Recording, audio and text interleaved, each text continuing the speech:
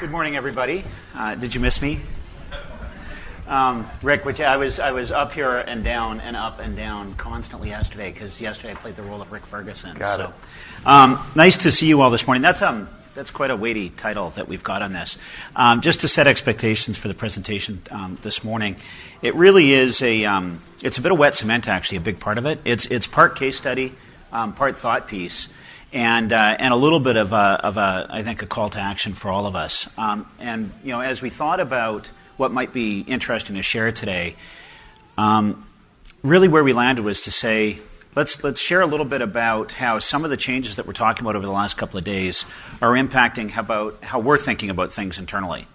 I'm not sure it'll exactly apply to how you need to think about things internally, but hopefully it'll be a little bit thought-provoking to say, are you sufficiently thinking about how the internal operations need to evolve as a result of a lot of the things that we're talking about? So first of all, does anybody actually know what a galaxy cluster is? Not you, Aaron. Rick does. Galaxy cluster. Okay, so it's one of these times when the scientists actually did a good job. A galaxy cluster is a cluster of galaxies.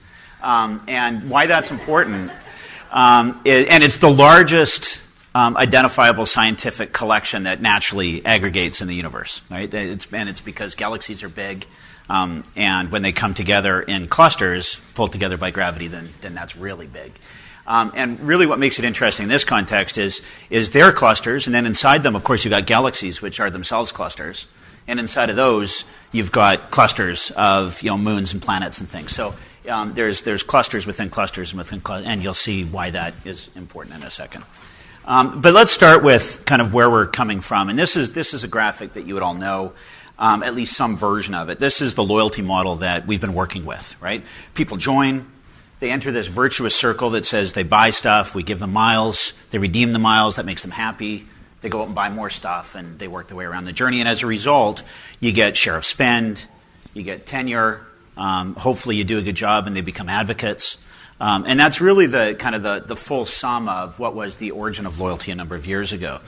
As we've talked a lot about, though, in the last couple of days, this is changing, and it's changing pretty dramatically, right? It's getting a lot more complex. And so what I've added there when you look at this one is, first of all, the grays, right? The grays are the ways that customers can now engage that they didn't used to be able to engage quite as easily. They can engage in new and innovative ways that go around that transaction, right? That are referrals and recommendations and communities and sharing. And it's all that unstructured data stuff that we've been talking about. Importantly, there's an increasing opportunity and need for us as loyalty operators and marketers to think beyond the transaction. Connecting the dots across all of this and making sure that we are thinking through channels, interactions, the resulting customer data, the incremental sales and reduced marketing costs that comes from that is really, really critical for us. Importantly, if we do that well, though, it also opens new opportunities for rewarding behaviors through currencies or through other means of recognition, as well as, and this will be really, really important in the coming while, status and recognition. I actually think one of the primary battlegrounds over the next little while will be, the currency will be important. It will continue to be important for Aeroplan, for example. But even more important will be the idea of recognizing differential behaviors differently. So that's forcing a rethink of some of the core tenets of what we do. At the end of the day, we need to still do the things that are important to do, right? We need to provide richer consumer data. We need to provide more effective marketing and cost efficiency. I mean, these are the things that coalitions do well. We need to help drive increased sales. We need to make sure that we're driving value for consumers. And that was all true in what I would call kind of Coalition 1.0. But as we get into Coalition 2.0, it's becoming a lot more complex. Right? The personal data, on the consumer data side of things, we're going from personal data, lifestyle data, transactional data, the data that we've been working with, and of course we're starting to add in social network data, search data, media and consumption data, location data, lots of new sources of data. On the effective marketing and cost efficiency, we're going from Coalition 1.0, where it was about multi-channel direct marketing. Really the big selling point was a low and shared cost. And you're adding in the next generation, which is about real-time offers and location-based offers and much smarter spend around that marketing dollar.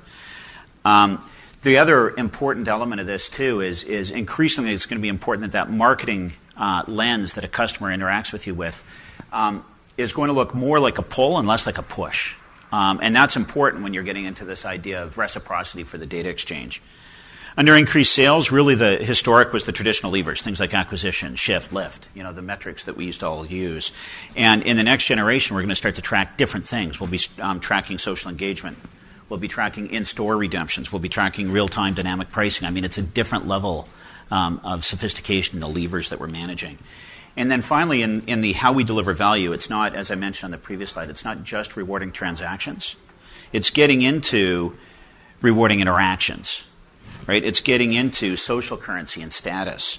It's getting into helping people. I've often thought of this image where you pull up a Google map or an Apple map on your iPhone, and I don't think we would actually go this far, but it'd be pretty cool if I knew that I was earning more Aeroplan miles than that guy that lived 2 doors down from me, and it would really drive me crazy if I knew he was earning more than me. And there's a level of kind of competition that the business that we're in actually naturally lends itself to. So this is obviously a lot more complex than it's been, right? That's really the new reality, is there's a great deal of uncertainty in actually how you're going to derive value from this that we need to sort out, and there's a much higher degree of complexity versus what we used to have. And my basic belief is when faced with a world of complexity and uncertainty, you can't go wrong by getting closer to your customer. That should be the default, is therefore, to solve through this, get really into the heads of your customer. And for us, that means members, and it also means the partners that we work with. Vince mentioned Ray Kroc yesterday.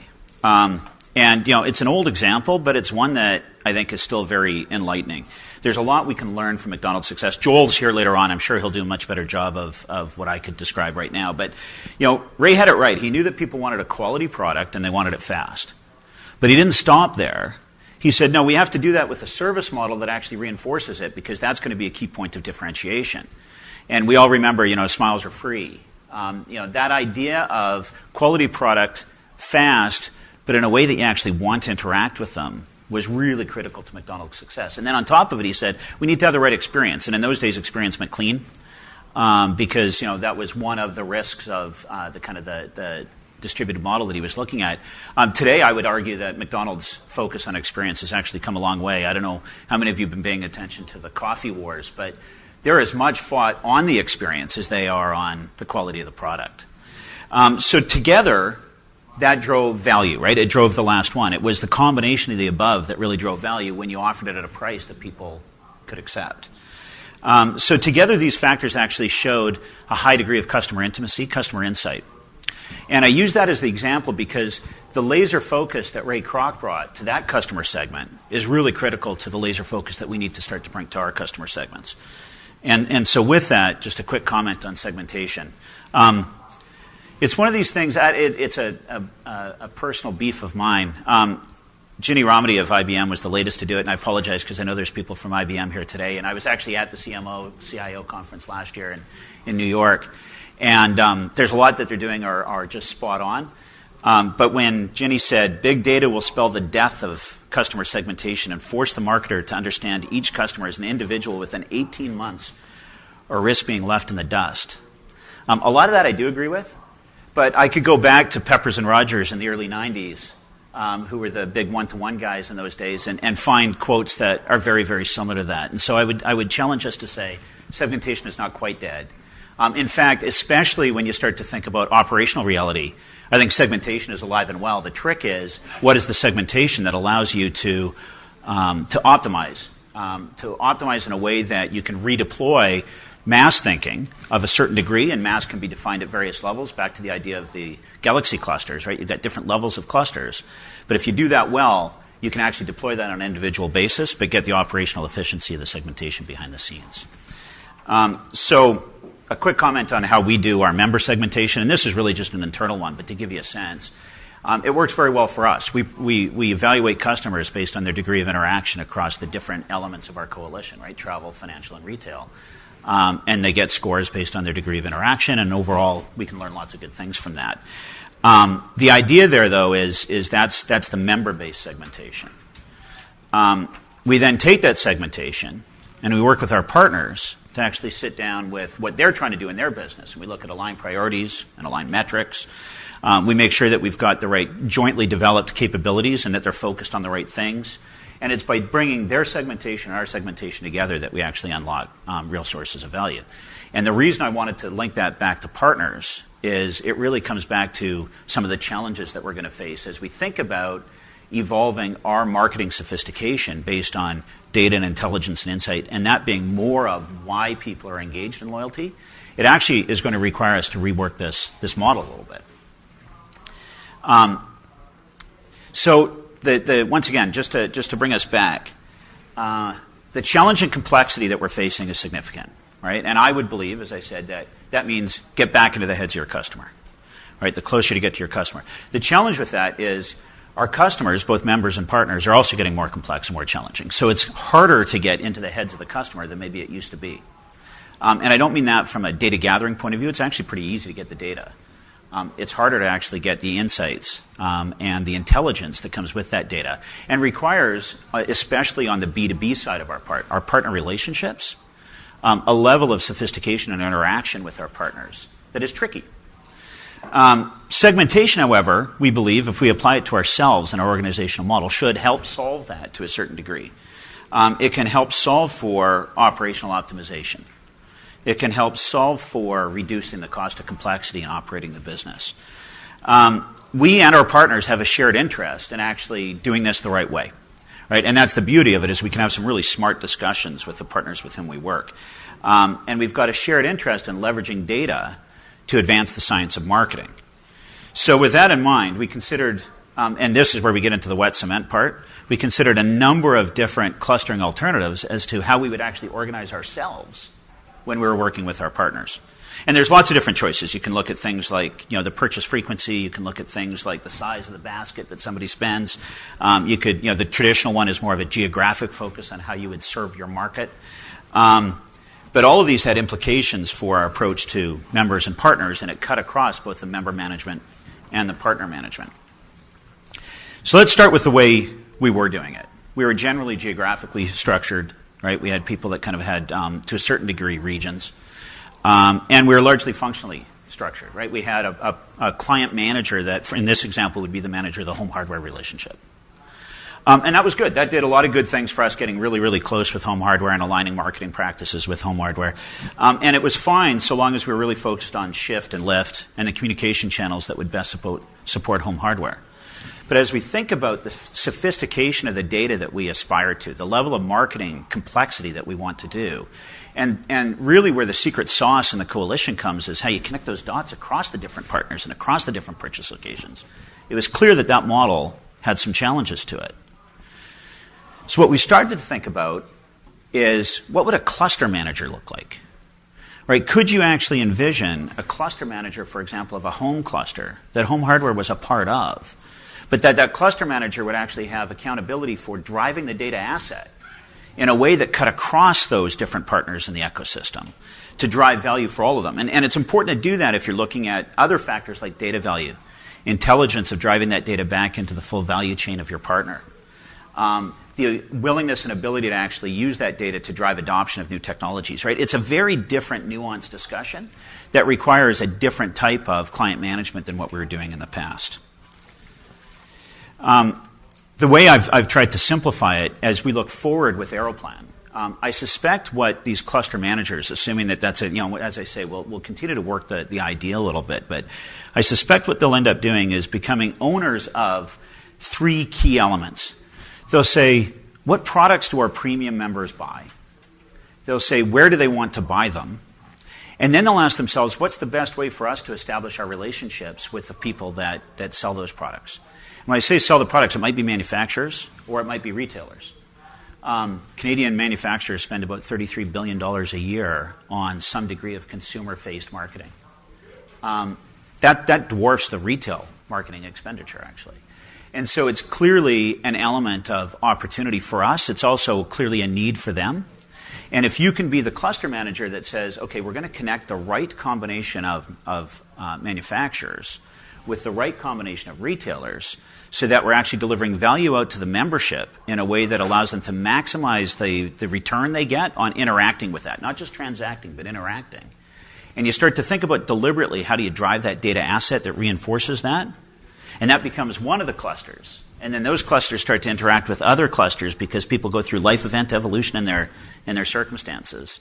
And that together forms the overall cluster, well, two overall clusters. We've got basically a travel coalition and then a retail coalition that exists within Aeroplan. You start to get a sense of this idea of the galaxy clusters and how they come together. A silly example. Maybe there's somebody from City of Toronto here, in which case it wouldn't be so silly, and I'm really undermining my negotiating position with them. But it's the example. I love this for giving a sense of the way we're trying to take a data-first approach to how we think about these things. If the City of Toronto were willing to give miles when somebody signed up for a home renovation permit or a new home build permit, I would probably give them those miles for free. Because if I start to think about the cluster I could create around that single data point of knowing that somebody has just been approved to actually renovate or build a house, and then I was able to take that out to the other players in that home renovation cluster, which is a microcosm of a home ownership cluster, that starts to get really, really interesting. A similar example right now is one of our current partners is Burke's. Well, most engagement rings are sold in the fall of the year because people are looking forward to getting married in the summer of the following year. And the only thing that somebody actually starts to shop for as soon as the engagement ring, and this is it's surprising, it just shows there's two different shopping occasions. The bride goes out and starts to kick around dresses because she's got a sense that the engagement ring is coming. And the groom is out kicking the tires on engagement rings. That's typically the way it works, and that's usually about 9 to 10 months in advance of when the wedding actually is. So there's a great data point where you could actually, if we chose to, create a wedding cluster that in and of itself is probably worth millions of dollars from a marketing leverage point of view, but more importantly, is a very unique and differentiated data asset that we could create. So where does that take us? It takes us to at least a draft of the way these cluster structures might look. In this one, we've captured travel, we've captured house and home, we've captured grocery and personal care, we've captured automotive. We could have others in here that took you kind of more into a pure premium space or other emerging clusters that we would have. Up here yesterday was the SCENE program. We don't have an arts and entertainment cluster within our structure right now, and maybe that'd be something that's interesting. As I say, the point of this is to think about these cluster managers more as like a traditional brand manager in some ways in a packaged goods company, where they really own that cluster and it's their job to maximize the value that you extract from it. You'll notice, for example, on House and Home, I've moved off already, but on House and Home, it's a mix of retailers and manufacturers, and we can do it through direct and indirect channels. But to do that, it requires a level of deep, deep insight and customer understanding, back to that idea of customer intimacy. So I put that out to you because it's really just an example of how we're evolving our organizational model. Right? I'm not sure that it's directly relevant to how you need to evolve your organization model, but we're evolving ours. We're evolving our thinking because we need to continue to work with our partners to work through this spectrum of evolution. Right? We're off the past world, the basic mechanics of issuance and redemption, and we're into today's world, which is really deriving value from data to solve business priorities. But I think data for data's sake is actually only so interesting. Data for transactions is a little bit more interesting. But data to help drive consumer relevance and therefore create a truly differentiated brand experience, that's where you get something that really has resonance. And you don't do that part-time, right? We need to have the right types of cluster managers working within these clusters with a level of intelligence and smarts enabled by the data to allow us to really transcend. That organizational thinking, as I say, is new to us. It's the challenge I leave you with. As you think about the evolution that you'll be going through as you bring together the data, loyalty, and marketing that we've been talking about in the last couple of days, what are the implications to your organizational structure? And if you're not thinking about those, if you're not getting ahead of that and thinking about what are you going to do when you get all this data coming in, and who's going to make use of it, and how's it going to work through the organization, and are the finance guys in support of the investment that you're trying to, it's going to be a difficult journey. So I would encourage you to think about it in lockstep as you're also thinking about your overall marketing strategy. Our journey is pushing us to rethink it, and I suspect that yours will as well. So that's the call to action, and a little bit of the wet cement. I'd be happy to get reactions from folks, in the breaks and stuff afterwards if you think it's completely offline, because as I say, we've got time to optimize and change it still. But rather than create or share something with you today that was more backward looking, I thought we'd just put something out there as a bit more of a thought piece. So with that, thank you. That's what that says.